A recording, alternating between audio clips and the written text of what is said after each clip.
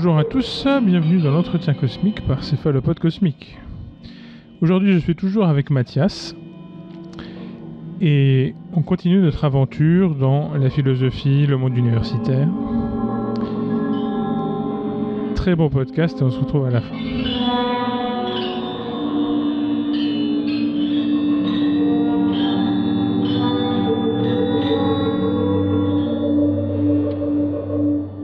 Donc on passe à la grande étape suivante. Tu as fini les licences à distance. Ouais. Tu t'es éloigné de ce père spirituel qui est Suton. C'est ça. Qu'est-ce que tu fais à ce moment-là? Eh bien, assez logiquement, avec ce que je viens de dire, je continue la philo. J'étais dans cette optique dès le début d'aller jusqu'en master et de terminer. Et si tu veux, à ce moment-là, je me disais que, pour ce qui est de mon boulot futur, tant qu'il y aura de la philo, ça ira. J'étais à peu près dans cette optique-là. Que ce soit prof, que ce soit autre chose, tant qu'il y a de la philo quelque part, ça ira. C'est une optique qui s'est révélée totalement fausse, qu'on est un peu plus concret après. Mais à la fin de mes licences, j'étais à peu près dans cette optique-là. Je suis suffisamment enthousiasmé, j'ai suffisamment de plaisir à la philosophie pour pouvoir supporter des conditions de travail un peu difficiles ou un manque d'argent ou n'importe quoi, tant qu'il y a de la philo autour. Là, tu travailles pas en même temps que tes études, tu es aidé par tes parents. C'est ça. Tu vis chez eux à ce moment-là. C'est ça. J'ai donné des cours à droite à gauche, en particulier, mais ça s'arrête là. Et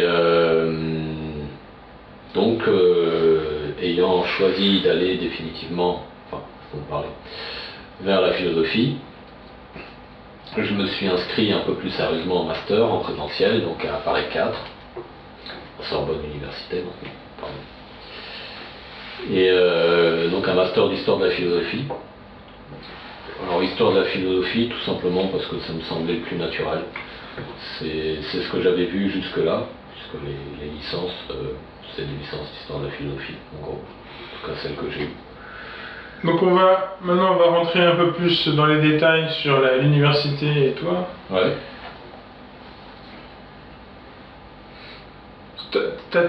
Tu t'as plusieurs fois dit que que ça te plaisait de faire de la philo, mais est-ce que t'as pas du tout parlé de tes attentes particulières? Est-ce que tu as des attentes à ce moment-là que vous avez de la philo, ou est-ce que tu n'as jamais eu d'attentes, ou alors finalement tu es juste resté un bon élève qui veut juste continuer non, les trucs qui lui plaisent? J'étais plutôt bon élève qui veut continuer. Ok, ça pourra expliquer en partie le retournement de situation auquel on arrivera. Il n'y a pas d'attente particulière, il n'y a pas de visuel à long terme finalement. Non. Ça marche, tu continues, et ça ne vient pas répondre à un besoin existentiel. Il faudra peut-être que tu te formalises pas comme ça. Qui est resté. Il y a la queue de comète de Suton qui est restée. Toujours un peu, c'est-à-dire que cet espoir non plus de découvrir un monde ésotérique caché, mais tout de même qu'il y avait possibilité, par la progression dans cette discipline, d'arriver soit à une certaine vérité. À un moment je m'étais pas mal penché sur le mystique aussi, justement, soit à un certain état.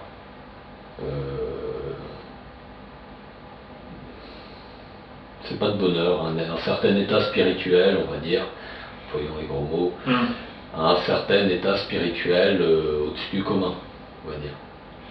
Certaines vérités. Et donc pour que ce soit un peu plus clair pour nos auditeurs, c'est quoi ton profil philosophique à ce moment-là? Alors à la fin de la licence, où est-ce que j'en étais dans ce bazar? Parce que la philosophie, comme toutes les disciplines, il y a des querelles internes, des manières de faire. Oui. On va pouvoir rentrer un peu dans les détails au fil de la discussion.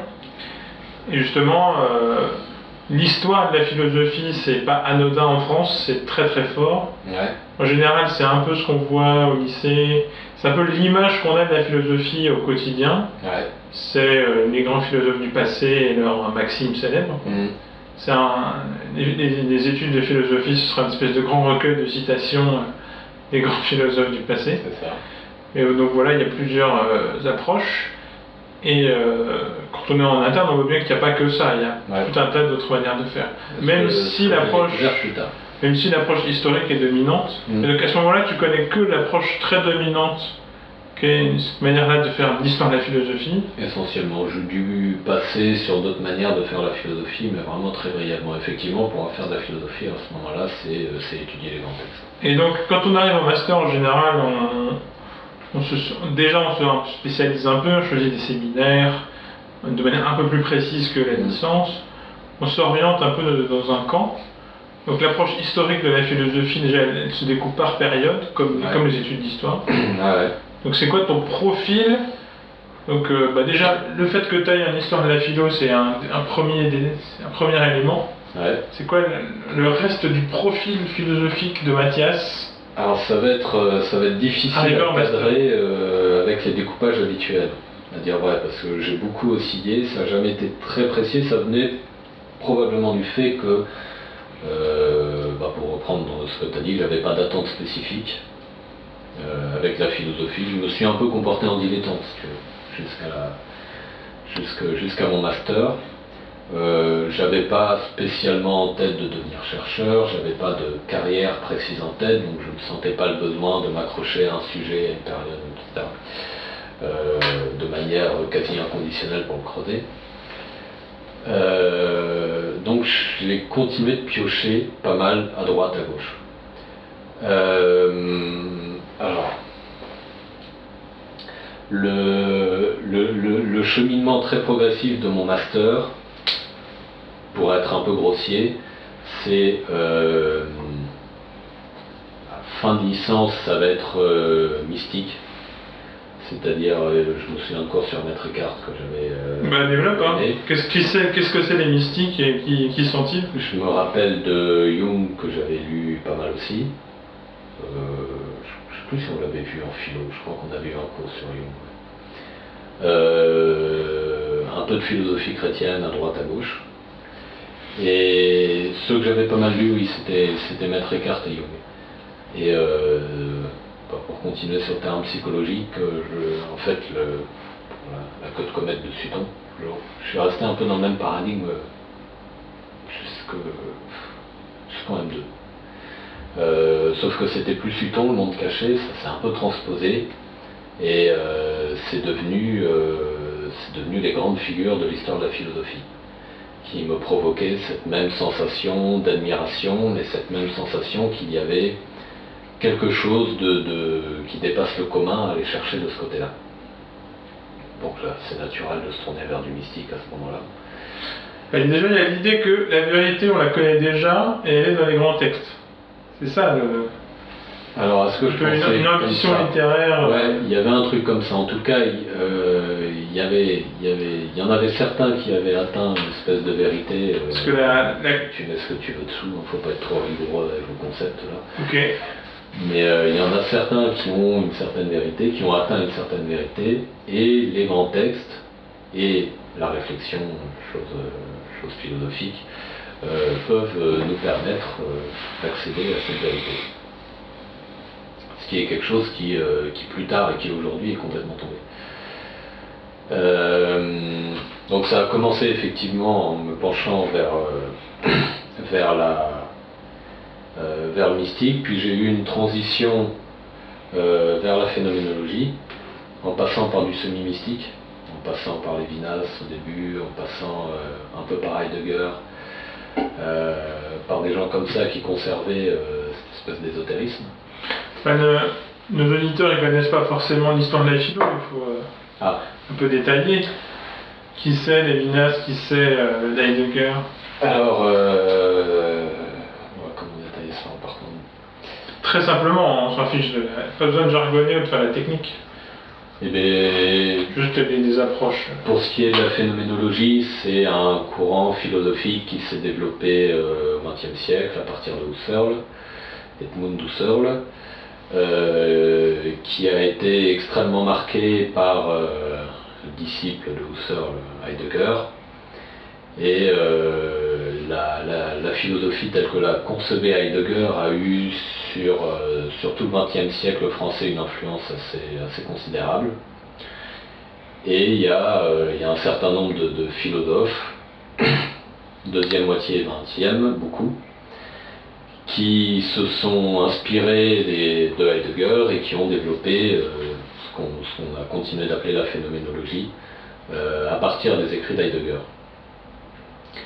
Et c'est une philosophie, comment le dire très vite sans être méchant, parce que ça serait con de ma part. Juste les présupposés de départ.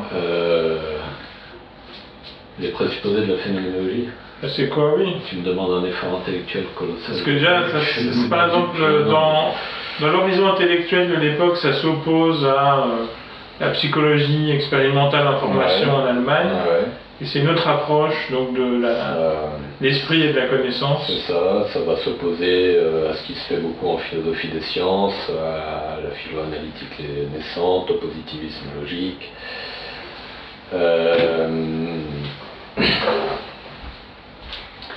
Et c'est une philosophie qui accorde une place, oui, pour aller très vite on pourrait dire ça, c'est une philosophie qui accorde une place assez faible à la logique, à l'inverse des courants philosophiques qui se développent en parallèle dans les pays anglo-saxons, beaucoup, enfin en Allemagne, en Autriche, et puis dans les pays anglo-saxons, qui accorde peu d'importance à la logique et qui a une écriture assez libre, qui peut parfois tendre vers le littéraire ou tendre vers la poésie. Et si on veut résumer ce qui est produit dans ces courants-là, on pourrait le dire comme ça, c'est davantage une production de sens qu'une production de vérité. Là où les courants plus proches des sciences, de philosophie analytique, de positivisme logique vont très souvent accorder une place essentielle à la vérité et à la rigueur qui doit y mener pour aller très vite, ce que font beaucoup moins les phénoménologues en général.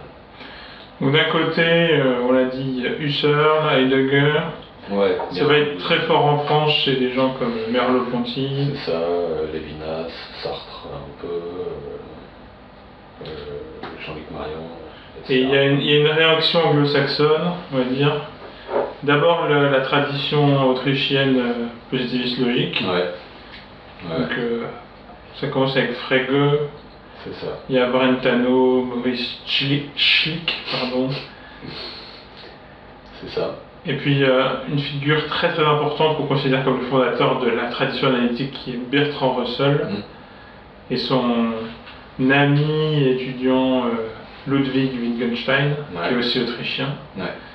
Là, qui eux vont. La principale revendication de la philo-analytique, c'est un peu l'exigence de clarté, la proximité avec la science, qui justement là marque un coup avec ce qu'on appelle la tradition continentale. Qui se après sur l'histoire et sur le courant phénoménologique. Qui est un conflit qui n'était pas vraiment parce qu'il n'y a pas eu vraiment de champ de bataille. Ouais. Ça a été c'est plutôt une séparation, une espèce de rupture entre les deux. Des approches disparates. D'un côté, la langue allemande et la langue française, la langue anglaise et les écritures. Finalement, il y a eu un développement mondial de la tradition analytique, très largement majoritaire aujourd'hui.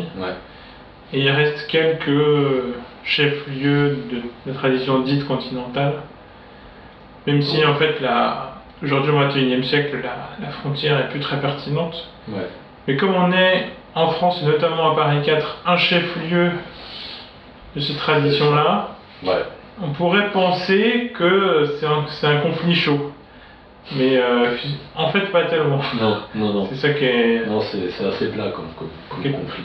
Il y a quelques universités dans le monde, en France et ailleurs, qui sont des spécialistes de la phénoménologie et qui le revendiquent. Finalement, même aux États-Unis, il y a des lieux où ils sont des spécialistes.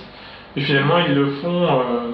Mais qui est souvent en plus je connais assez mal aux États-Unis, mais une phénoménologie qui n'a pas grand-chose à voir avec ce que nous on a développé en phénoménologie. Oui, puis c'est c'est plutôt des approches historiques. Finalement, la phénoménologie, c'est quelque chose qui a une histoire. Et on fait l'histoire des grands philosophes. On a fait Descartes, Hume, Kant. Et dans la phénoménologie, On s'intéresse à Husserl, à Heidegger, Jean-Paul Sartre, Maurice Merleau-Ponty, de la même manière. Puis il y en a comme Dominique Lanico qui essaie d'en faire, qui essaie de revenir un peu à l'idée de base de Husserl et d'en faire simplement une méthode philosophique, une méthode d'approche des phénomènes en l'occurrence, sans les prétentions métaphysiques, si je peux me permettre, qu'il y a derrière, sans ce qu'on appelle l'idéalisme transcendantal, en mettant de côté un peu les conceptions trop grandioses que Husserl a développées dans la deuxième partie de sa vie, de son œuvre, et en essayant de faire de la phénoménologie vraiment simplement une méthode stricte d'approche des phénomènes qui soit le plus rigoureuse possible. Mais c'est pas le mouvement dominant. Pourquoi je te torture avec toutes ces questions? Oui, dis-moi. C'est que la philosophie, c'est vraiment une discipline spéciale en ce sens-là, quoi. Il y a une vraie difficulté à la définir, à trouver un champ de savoir un peu uniforme, accepté par la plupart des praticiens qui seraient uniformes. Et c'est très bizarre les études de philosophie. C'est très bizarre, c'est d'autant plus bizarre que toute position qu'on pourrait prendre en philosophie, on aura aussi un mal de chien à les fonder derrière. Fonder définitivement que la philosophie analytique et se persuader soi-même que la philosophie analytique est finalement plus valable que la phénoménologie ou l'inverse, c'est assez difficile. On peut avoir une masse d'arguments en faveur de la thèse, mais en être vraiment convaincu, c'est une affaire difficile, surtout que la conviction n'est pas forcément une affaire de philosophe. Et déjà, être valable ou pas, je ne sais pas si c'est un débat qui a beaucoup lieu finalement. Non, mais. Parce qu'on se demande beaucoup si les philosophies sont valables. Parce que dans le grand public français, finalement, il y a beaucoup de livres qui sortent chaque année, qui sont entre le marketing et le développement personnel et qui s'intéressent aux philosophes. Ouais. Comment vendre des yaourts avec Spinoza et comment être heureux avec Montaigne. C'est ça. Et il y a une place très particulière des philosophes dans les médias qui corrobore un peu ça, quoi. Ouais. C'est souvent des gens qui écrivent des livres totalement en marge de l'académie. Ouais. C'est-à-dire que les académiciens sur les plateaux télé en philo. Traditionnellement, la philosophie, elle fonctionne un peu comme une science avec ses revues, les spécialistes qui se lisent entre eux.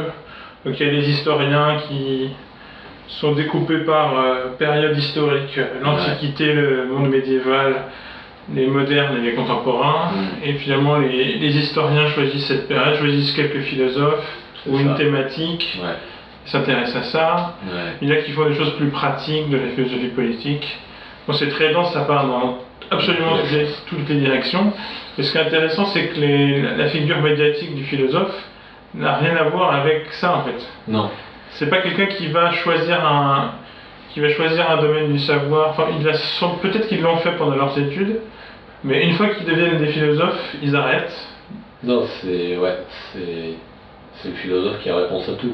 Et voilà, ils ne représentent plus un domaine du savoir. Ils sont des figures en tant que telles, des personnages. C'est ça.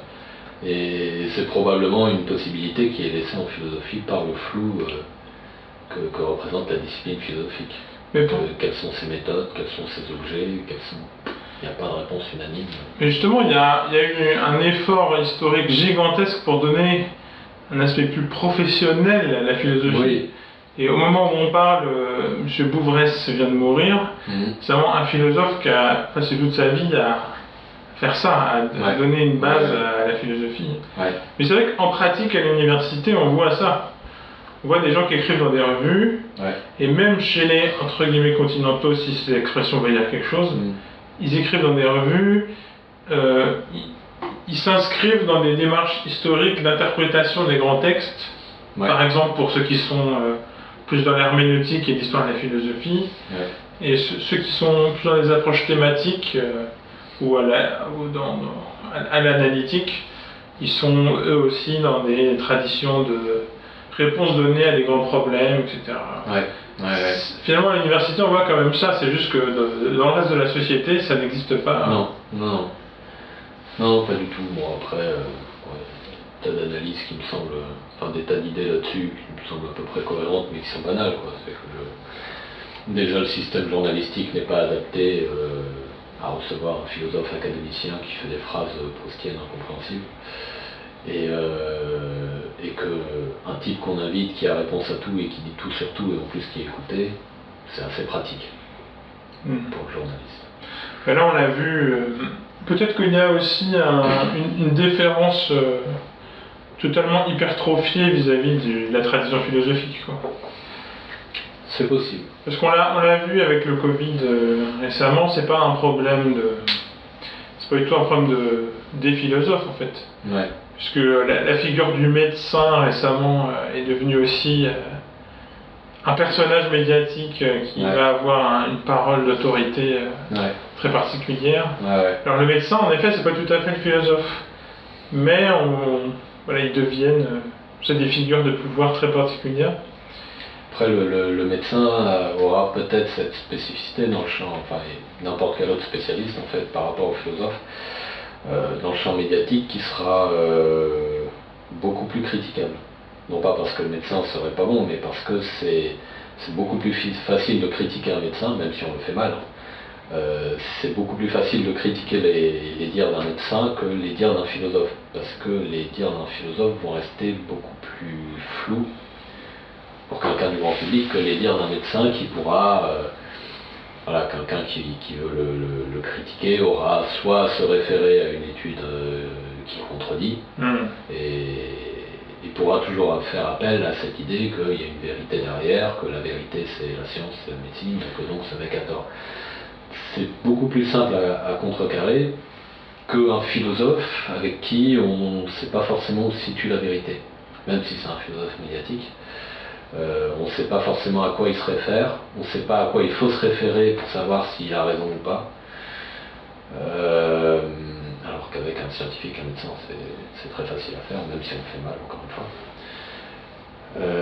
Donc ça sera peut-être pas tout à fait la même place. Et peut-être qu'un médecin aura du mal à avoir une figure d'autorité aussi forte que peuvent l'avoir les philosophes qu'on connaît bien et qu'on aime tous au champ médiatique. Ouais. Donc c'est vrai qu'il y a un aspect très particulier. Il y a un effet d'impact dont jouent les philosophes médiatiques, avec des grandes formules très retentissantes comme ça, qui en effet peuvent avoir l'air de n'avoir aucun sens, etc. Mais en général, le journaliste n'y comprend rien lui-même et n'ose pas rétorquer. C'est ça, c'est facile de baratiner en fait. Là, je vais oser quand même, je vais utiliser un exemple. Il y a souvent Monsieur Comte-Sponville, qui est vraiment un cas typique du philosophe médiatique, qui utilise tout le temps une expression sur beaucoup de plateaux télé à propos du Covid et de la crise actuelle, c'est que on meurt de ce dont on est vivant, en citant Montaigne. Ça c'est Montaigne, ça. On meurt de ce dont on est vivant. Ce qui est bien, c'est qu'il y a un effet avec la citation, ce qu'on appelle l'ipsédixitisme, c'est-à-dire le fait que c'est quelqu'un qui l'a dit, donc ça a une importance particulière. Le problème, c'est quand on meurt de ce dont on est vivant, vraiment ça a l'air d'avoir aucun sens. Et justement, celui qui écoute ne saura pas forcément à quoi se référer pour dire ça n'a aucun sens ce que tu racontes, ou ça a un sens, c'est trivial. Pourtant, le recours à la langue française peut déjà nous permettre de nous dire mais qu'est-ce que ça peut bien vouloir dire cette merde. Je pense qu'il y a plein de gens qui sont tout à fait conscients c'est du bullshit. Après, c'est la figure d'autorité qui va jouer, c'est-à-dire je peux écouter, je peux avoir l'impression de me dire mais attends, c'est creux son truc, c'est du bullshit, c'est nul. Mais c'est André Comte-Sponville qui l'a dit, donc il a dû vouloir dire quelque chose dans cette phrase que je n'ai pas compris et qui me dépasse un peu, mais qui doit exister. C'est là la problématique, c'est que... Du coup, tu restes baba devant le bonhomme. Ici, il est quand même assez probable que juste ça ne veut rien dire. Donc tu vois, c'est pas lié à une difficulté technique d'interprétation de la phrase. Non. Non, là non. Il peut arriver qu'il y ait une difficulté liée au fait qu'on ne comprenne pas les mots. Oui, complètement. Et là, c'est pas forcément de la faute de la personne qui parle. Non. C'est juste que des disciplines développent un peu leur jeu de langage et parfois on n'a pas les règles du jeu. Tout à fait naturel. Et la philosophie, on l'accuse beaucoup de ça à tort, je pense qu'on l'accuse. massivement de ça dans le grand public, la philosophie académique. C'est toujours la philosophie académique. Oui, après je trouve que ce serait dommageable que la philosophie ne se serve pas de ces... En fait, ça a une utilité très importante d'avoir un vocabulaire technique adapté à la discipline. C'est même indispensable si tu veux creuser dans la recherche. C'est pas juste pour être obscur pour les autres. Non. On pourrait faire ce reproche finalement à tout le monde, les ingénieurs qui ont leur pratique, les scientifiques dans chacune de leurs disciplines. Mais il y a une attente vis-à-vis de la philosophie, c'est qu'elle parle à tout le monde en général, dans le grand public. Et par contre-coup, on peut avoir tendance à considérer qu'une philosophie qui ne parle pas à tout le monde n'est pas une philosophie. Ouais, bah là, le truc c'est que là c'est un recours à l'histoire de la philosophie particulier où on va essayer de défendre une position personnelle sur des citations de philosophes d'il y a 5 siècles, plus ou moins tronquées, plus ou moins adaptées au contexte. Je veux pas dire que c'est pas intéressant pour... ce que je dis c'est que ça veut pas dire que c'est pas intéressant de lire les philosophes du passé.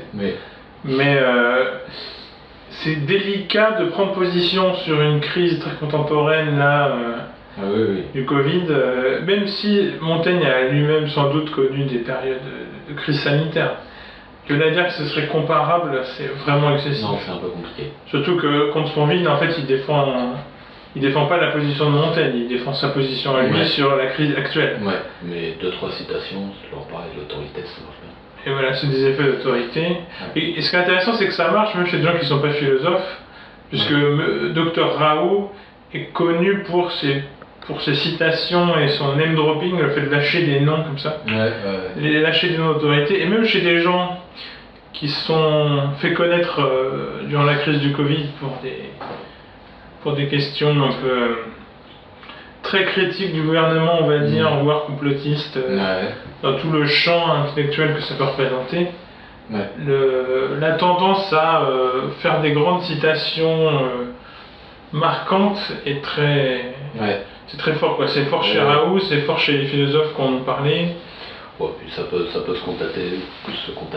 constater même plus quotidiennement. C'est très courant dans une discussion entre amis de prendre plaisir quand on sait qu'on maîtrise dans un domaine et qu'on ne maîtrise pas, de lâcher un ou deux concepts compliqués pour s'abreuver un peu de sa propre puissance. C'est un comportement assez banal. Mais dans le champ médiatique, ça devient un problème. Donc là, on a fait un très léger excursus, mais qui, je pense, donnait une petite idée. Il y a la philosophie dans les médias et dans la littérature grand public de la philosophie, notamment en France. Il y a ce qui se passe dans le monde académique, assez différent. Avec ces conflits, on a parlé de analytique de langue anglaise, continentale, la France comme un peu bastion de la phénoménologie et des approches très historiques de la philosophie. Donc là, tu arrives en master. Dans ce cadre-là, tu n'as connu que cette approche française. Et tu découvres au fur et à mesure, donc essentiellement des cours sur l'histoire. C'est ça. Et donc des interprétations des grands philosophes du passé, c'est un peu comme ça que ça se passe. Progressivement, donc tu peux nous raconter comment se passe le master jusqu'à la découverte de la phénoménologie. Déjà, tu as fait des mémoires, tu es spécialisé sur les philosophes. Progressivement, effectivement, donc je me suis tourné vers la phénoménologie. Donc j'ai eu un petit passage où je m'intéressais donc à la phénoménologie française, mais ça a été assez bref. Et ce qui m'a assez rapidement intéressé, c'était davantage la première phénoménologie. Et je me souviens, c'est-à-dire les premiers écrits de Husserl, les recherches logiques, et ceux qui tournaient un peu autour à l'époque, et même Frege et Husserl qui étaient assez proches. Donc c'est plutôt vers cette période que je me suis tourné, parce que j'ai apprécié la rigueur que j'y ai trouvée, que je ne trouvais pas pour aller très vite, ni vers les phénoménologues qui suivent, ni dans les mouvements, on va dire, mystiques ou religieux dans lesquels j'étais allé voir avant. Et c'est notamment avec un cours de Pradel que j'ai un peu bifurqué, et Pradel est quelqu'un, comme dans ses cours, qui est d'une clarté assez remarquable. Donc là, on a une nouvelle figure masculine. Ouais, non, lui, j'ai pas été admiratif. Ça a pas marqué. En tout cas, oui, Dominique Pradel, qui est professeur à Paris 4. C'est ça.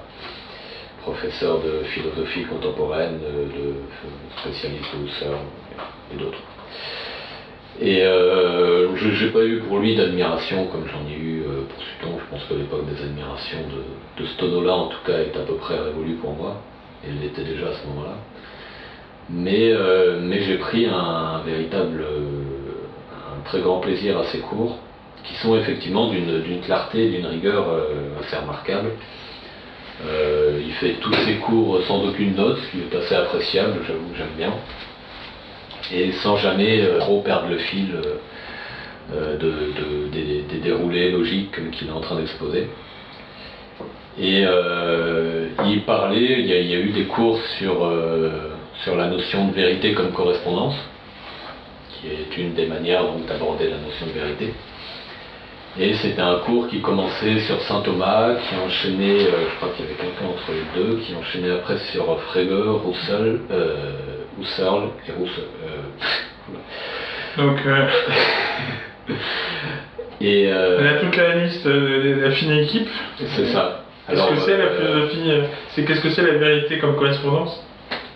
Tu veux que j'expose rapidement? C'est très vite, en 2-3 phrases. En 2-3 phrases, il y a plusieurs conceptions de la vérité. On peut des conceptions qui consistent à dire que la vérité, pour être vraie, une proposition vraie pour être vraie doit s'inscrire dans un cadre cohérent, ou alors qu'elle doit être fondée par des propositions, etc. Et la conception de la vérité comme correspondance, qui est l'une des conceptions majoritaires au sein de l'histoire de la philosophie, consiste à dire que est vrai quelque chose qui correspond à la réalité. Quelque chose dans le monde. À quelque chose dans le monde. Qui rend vrai un énoncé. C'est ça. Il y a une correspondance entre la proposition dont on essaie de juger la vérité et le monde. Qui est justement pas vrai du tout dans l'histoire de la philosophie, mais qui est devenu un peu majoritaire aujourd'hui. Avant, on avait c'était plutôt des positions métaphysiques de la vérité qui étaient beaucoup plus. Oui, c'est vrai. Beaucoup plus dominantes. Ouais. Et donc il avait un cours sur ça. J'ai raté toute la partie sur saint Thomas d'Aquin parce que j'ai pas fait le premier semestre, mais au second semestre, il y avait donc on a causé essentiellement de Frege, un peu de Husserl. Et c'est là que j'ai commencé à découvrir les recherches logiques qui avaient été faites à ce moment-là, entre autres par Frege. Et j'ai beaucoup apprécié. Si on veut être très concret, si tu veux, c'est parmi les cours qui me provoquaient le plus, alors ça se limite pas à ça, mais ça a quand même son importance, cette espèce d'excitation intellectuelle que j'ai toujours eu plaisir à ressentir dans la philosophie. Et la logique est pour ça une discipline que j'ai toujours adorée d'ailleurs. Même avant de faire la philo, la logique mathématique, ça allait tout seul et ça m'éclatait. Et donc c'est à ce moment-là que j'ai continué de m'éloigner de la phénoménologie telle qu'elle se faisait en France, à me rapprocher finalement des courants analytiques sans vraiment savoir de quoi il en retournait à ce moment-là. Mais j'ai lu pas mal Frege, je me suis intéressé davantage au premier Husserl et j'ai laissé un peu de côté l'idéalisme transcendantal qui allait avec. Mais de toute façon, à ce moment-là, il n'y a pas encore l'école de Vienne et l'empirisme logique. Non, pas encore. Ce qu'on pourrait considérer comme la fracture n'a pas encore eu lieu. Non, c'est ça.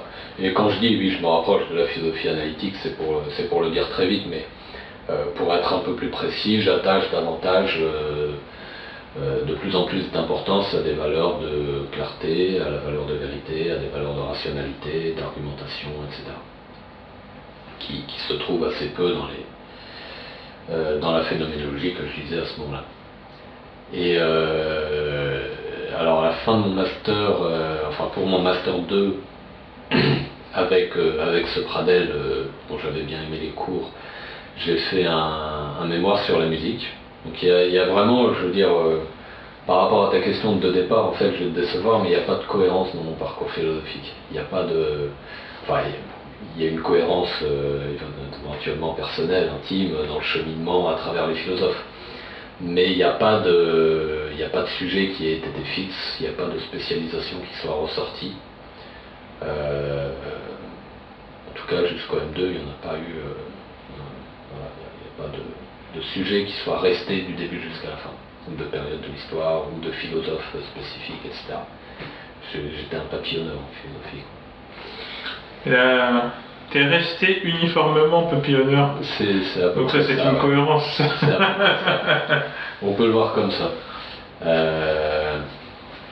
Après, ces exigences-là de clarté, etc., sont restées beaucoup plus stables.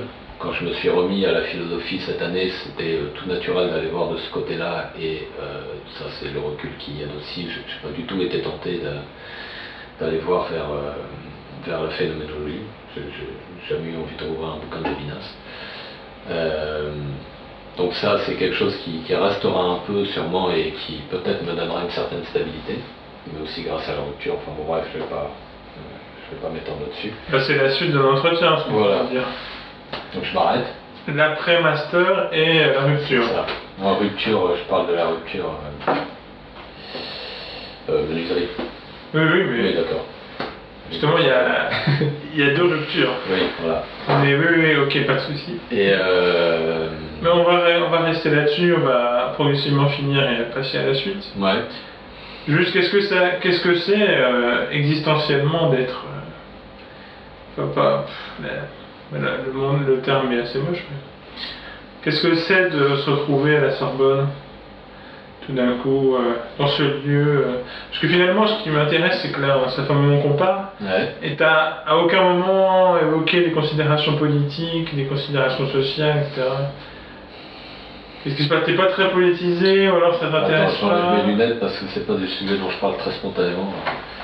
C'est peut-être que là, dans le cadre de l'entretien, t'as pas envie de parler de ça? Non, c'est pas ça du tout, non. C'est vraiment que c'est pas des réflexions spontanément que j'ai. Beaucoup. Finalement, là, c'était juste le programme. Voilà, ça se passe bien, les études se passent bien, mes parents me soutiennent financièrement, et puis j'avance. Ouais. Puis c'est comme si tu étais hors sol, alors que. Ben, il y a un peu de ça. Mais... Évidemment, tu l'es pas. Certes. Donc. Mais j'ai jamais eu beaucoup de réflexion sur les considérations sociologiques. Et ça, je dois l'avouer. Mais je peux faire des efforts attachés de miette. T'as pas eu à le faire, c'est juste ça. J'ai pas eu à le faire, mais oui. Non, après, voilà, socialement, je suis pas issu d'un milieu extrêmement marqué d'un côté ou de l'autre. C'est père, prof de saxo, donc plutôt dans le culturel, mère au foyer depuis que je suis là, et puis avant qui a fait du théâtre, de la danse, restauratrice de tableaux, avec un revenu correct, sans être trop ni pas assez. C'est quand même ce qu'on appelle des cultureux, quoi, en France. Oui, c'est une catégorie particulière. C'est plutôt dans la culture, mais j'ai pas de détermination sociologique à en tirer. Il y en a peut-être, hein, mais pas sur lesquels je puisse faire retour et que je puisse exposer. Être déterminé ne veut pas dire être prédictible. Et tout à fait. Tout à fait. Et même sur le champ politique, non pas que je n'ai pas d'idées politiques, je n'ai pas d'engagement politique, ça c'est clair, et je ne suis pas tellement un homme à conviction. Là-dessus, si un jour je m'engage dans un parti, je leur dirais faites gaffe, je vais me barrer un moment. Je vous préviens. Donc tu vas sans doute votre truc, mais ça va pas durer. Tu vas sans doute juste pas t'engager dans un parti. Voilà, très probablement, c'est extrêmement probable.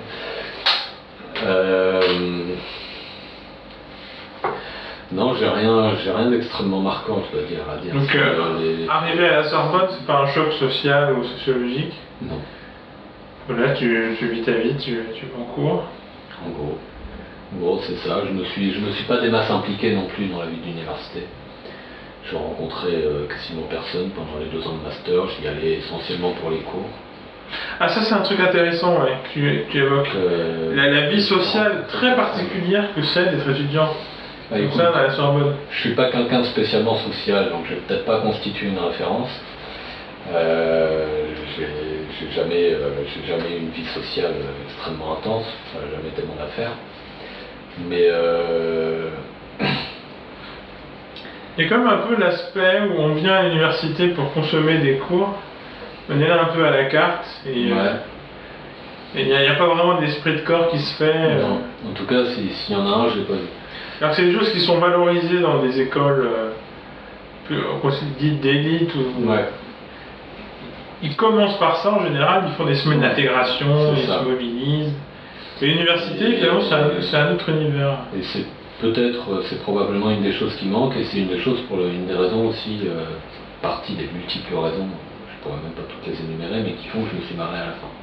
Et que je suis allé au contraire vers des métiers où il y a des corps de métier d'ailleurs. Ah, donc le manque de corps social Ouais. qu'on peut connaître à l'université. Moi, j'ai l'impression que c'est vraiment fort à la Sorbonne, parce que j'ai fait d'autres universités où c'était assez différent. Ouais. Je trouve que j'ai eu ce sentiment-là, et visiblement tu confirmes. Et j'ai même reçu Benjamin qui confirme largement aussi, et d'autres. Bon, là j'ai eu deux cas, plus moi, qui sont concernés, et il y a souvent ça, ce sentiment très particulier. Ouais. À la Sorbonne, il y a des gens qui ont échoué en prépa et qui se retrouvent là, à défaut d'être entrés à l'école normale supérieure. Ouais. D'autres qui sont là depuis le départ et qui savent plus ou moins où ils en sont. C'est... Non, t'as pas l'impression d'être Sorbonnard en étant en Sorbonne, quoi. Pour aller très vite, il n'y a pas de... l'image des cours à la carte, ça marche assez bien. Il n'y a pas d'intégration, il n'y a pas de... il n'y a pas cette volonté de former des corps de métier, on pourrait dire. On n'aide pas du tout les gens à s'enthousiasmer et à intégrer le milieu du métier, quelle que soit la filière qu'ils font. J'ai que la philosophie comme exemple. Et ça, c'est possiblement un truc qui manque un peu dans les études universitaires. Ça peut éventuellement être une bonne chose dans les premières années, je pense, à l'université. Ça peut être une bonne chose, en tout cas ça peut être une manière de fonctionner qui me semble correcte, d'avoir cette possibilité pour les nouveaux venus d'aller un peu à droite à gauche, d'aller voir ce qui se passe dans telle filière, et leur laisser la possibilité de papillonner un peu au début en proposant des choses assez libres et sans intégration forte. Mais au moins arrivé au master, je pense qu'une prise en charge et une intégration un peu plus forte dans le métier, ça ferait de mal à personne. Oui, parce que finalement c'est une filière où il y a peu de débouchés professionnels. En plus, Donc si en plus d'avoir peu de débouchés, il n'y a même pas de réseau qui se met en place, finalement ça paraît un peu vain. Et on voit bien que pour l'après-université, l'érudition pour l'érudition ne sert pas à grand chose. Non. Puis tu te retrouves un peu seul avec des cours à la carte consommée, et puis où aller après, quoi faire. D'ailleurs, plus ou moins satisfaisant, parce que je pense qu'il y a beaucoup de déçus dans tout ça. Ouais, probablement. Sachant que la philosophie, c'est justement un truc très particulier. Je pense c'est des profils pas anodins qui se retrouvent là. Alors toi, visiblement, tu fais partie un peu des privilégiés qui ont juste été des bons élèves qui ont suivi le chemin. Un peu de ça, ouais. Mais là, il n'y a aucun aspect moral dans ce que je viens de dire. Il y a un peu de ça. Et c'est juste l'interprétation. Avec plaisir, beaucoup d'excitation, etc. Mais oui, j'ai pas. Mais je pense que formé de projet tellement. Tu pourras confirmer que il y a une hétérogénéité très particulière au fait de la discipline. Mais même c'est une discipline qui, aux yeux du grand public en général, est peu connue mais très attirante. Et je pense pour beaucoup de classes sociales différentes. Et c'est ce qui fait que ça peut marcher quand on fait de la philo-développement personnel, entre autres. Mais c'est ce qui doit, j'imagine, attirer pas mal de profils différents dans les facs. C'est peu creusé avec la famille, souvent. Tu ne vas pas lire du Kant à 15 ans, c'est assez rare. Donc ça garde un peu ce halo de mystère qui te permet de former des attentes et des espoirs. Et puis il y a une certaine fascination de l'image du philosophe, et de ce qu'est le philosophe, et de ce vieux Socrate qui marche à Athènes, qui doit s'assiduer dans la prison pour faire dans le mythique.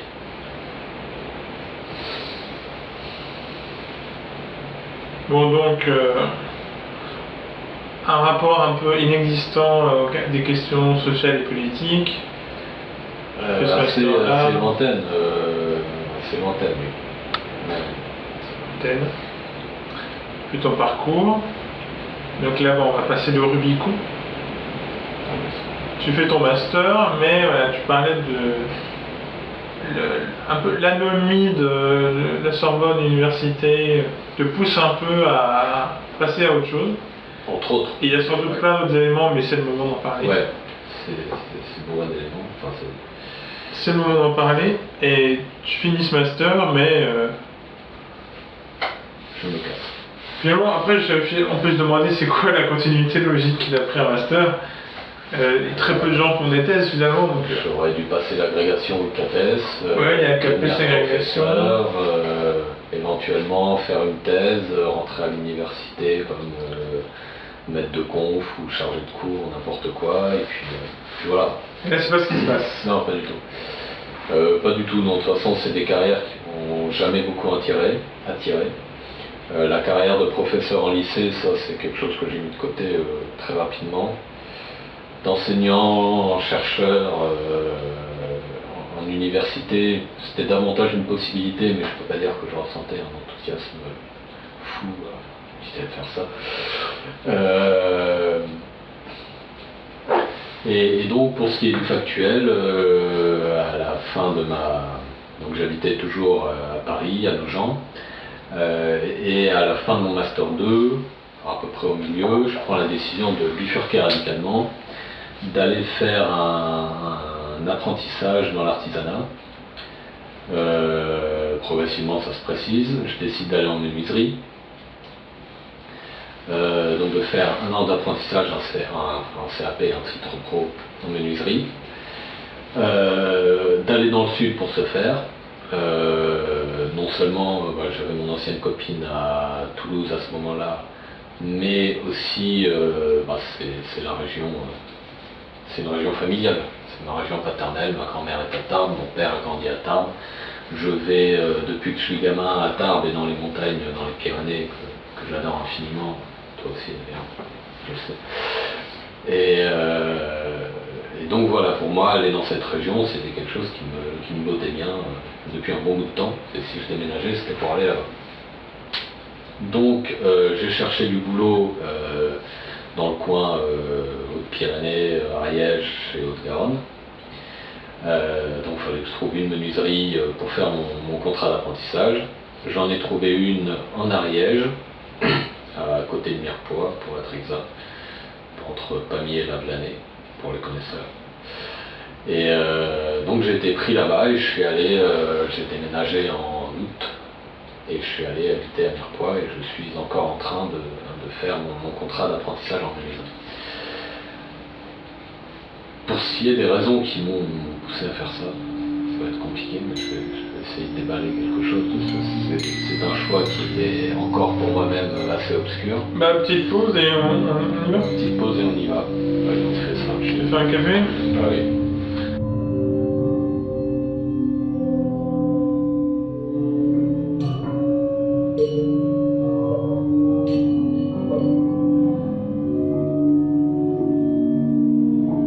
Et voilà, c'est terminé pour aujourd'hui.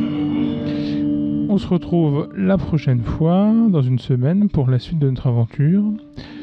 Nous venons de terminer ce grand moment de débat, de discussion sur le monde universitaire et la philosophie. Et maintenant, on entre dans le vif du sujet, la menuiserie. Et la suite. À très bientôt et à la semaine prochaine.